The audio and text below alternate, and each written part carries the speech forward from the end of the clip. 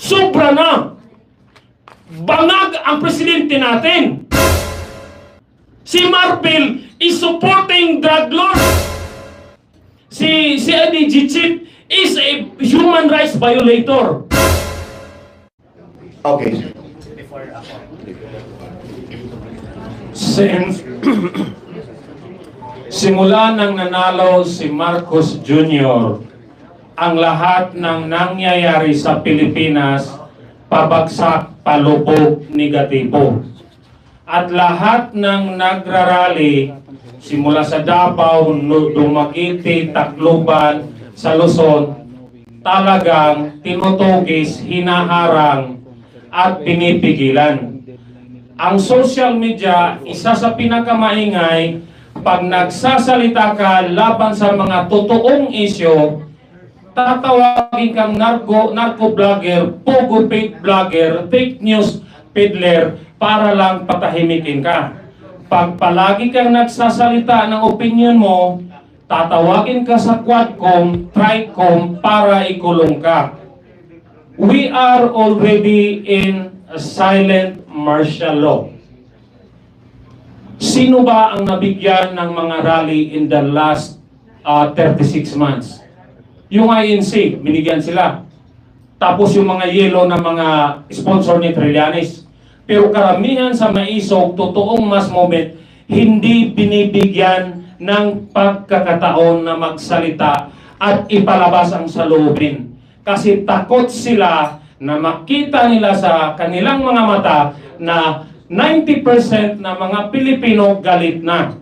At ngayon, meron tayong maisog core na nagkaraban dahil nagalit tayo sa lightning impeachment. Sabi ng mga tao, may gagawin ba tayo o wala? Sabi natin, okay, let's have a caravan. It turned out it was very successful.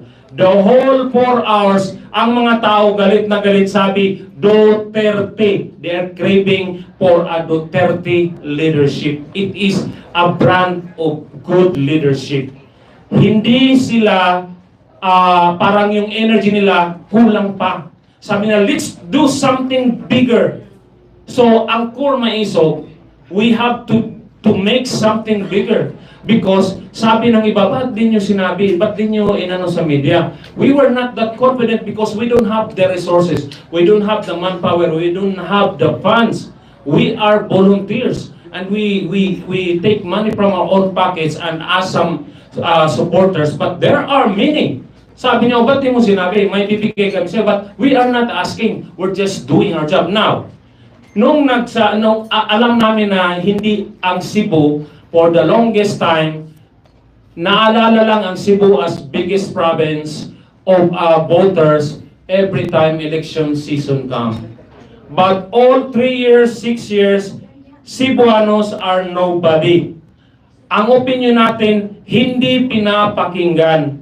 Kaya tayo mga Cebuano, we are capitalizing. Let's speak as one Cebuano. Ano yung nasa loobin natin? Kaya nagkaisa kami, okay, let's have a rally. Napunta tayo dito sa Mandawi. But we were not even sure sino ang papansin. Sino ba naman Cebuano? Wala naman tayo, di ba? Every time may election lang, naalala tayo ng mga malalaking ano. Pero if you notice now, if we speak the right message, if we speak the right language, pag sinabi natin yung totoong isyo, ang tao lalapit sa'yo. Kaya mismo si dating Presidente Rodrigo Duterte pumunta dahil nakita niya sa video, sincero ang mga Cebuano. Tinuod ni Bay, kinasing-kasing ni, naglagot na mi. Nakita ni Duterte nga, bisan yung napakainit, Duterte, Duterte. We are crying for a Duterte leadership. Yun ang sigaw ng mga tao. Ngayon pumunta si Presidente Duterte.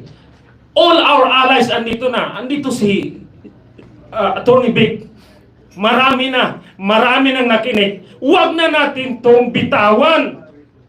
Dahil pag tumigil tayo, mananahimik tayo, babalik ulit tayo, may 3 years pa na ang bangag ang mamuno sa atin. Maawa tayo sa namatay ng mga bata everyday.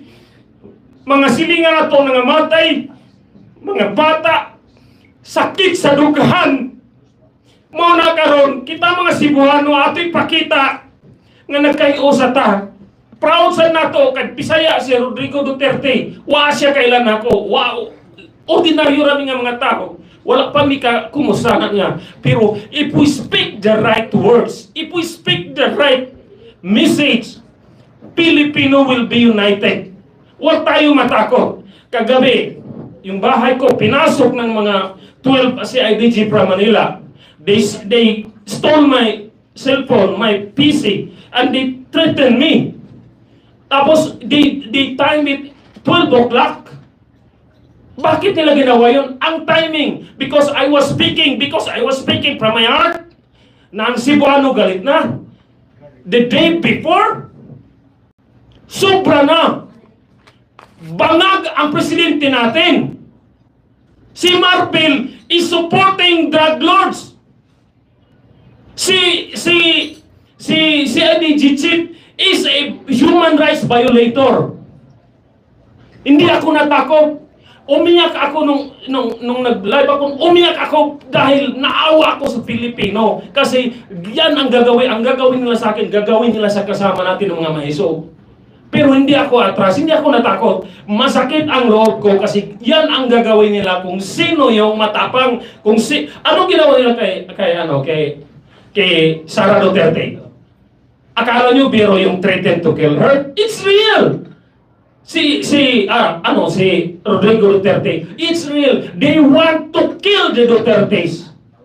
Tapos, kaya nung makita siguro ni Tatay, I'm not sure about this, but when he saw the Cebuano na atay kasing-kasing, di na nato ni burian.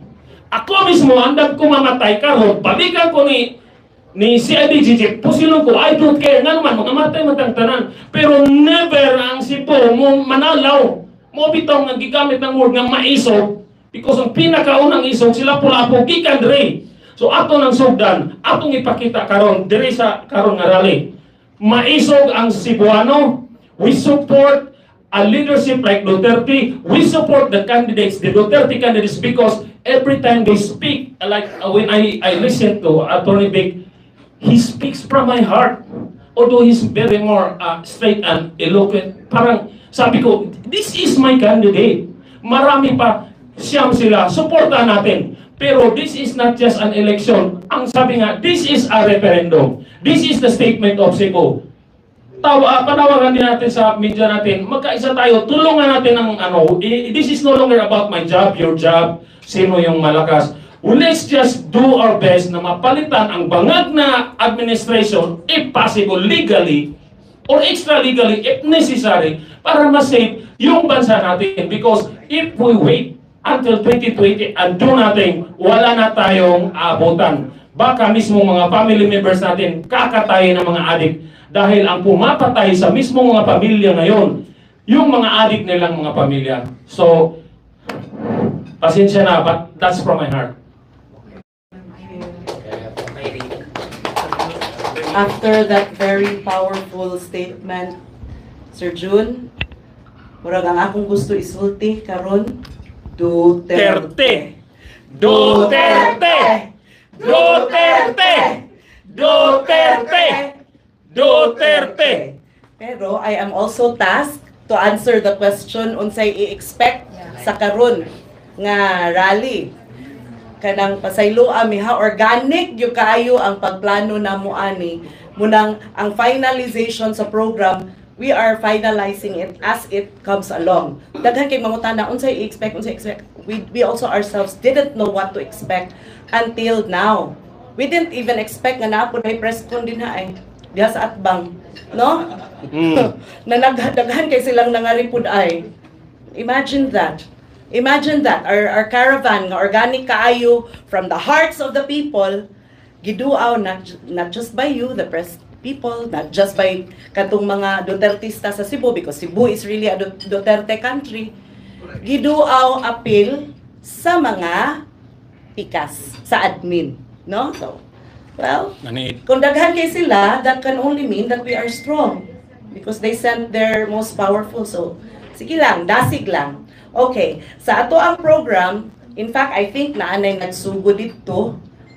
It first starts with an entertainment. Daghang mga entertainers, a lot of entertainers volunteered to bring in the crowds. And then, by maybe 6:30, we will start the program proper with a multi-faith, interfaith na prayer.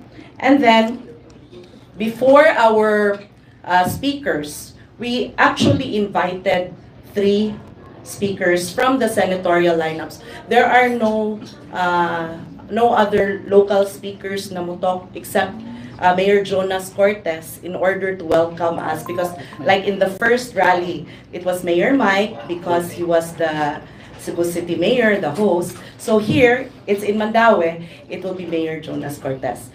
We are also trying to avoid na dili maingnan ang ato ang mga